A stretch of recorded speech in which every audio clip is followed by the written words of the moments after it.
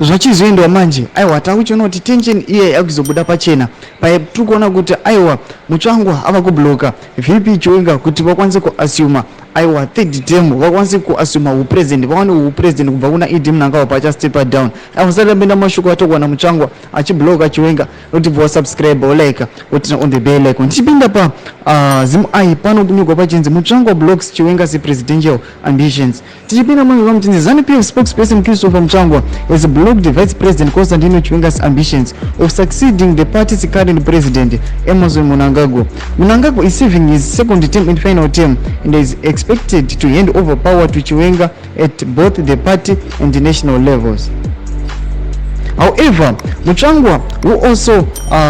about presidential ambitions, stated that succession plans still needed to be discussed. Leo mashikwana yatoko pana Chris Mutsvangwa achita aiwa ma succession kana kuti munhu achazotora kuna Idi Mnangagwa tofana kugara pasi aiwa se politburo kana se party totaurirana kuti aiwa ndiani munhu achasucceeda power from Idi Mnangagwa achiti aiwa haagutsikani nekuti Chiwenga ndiye arufana kutora upresident kubva kuna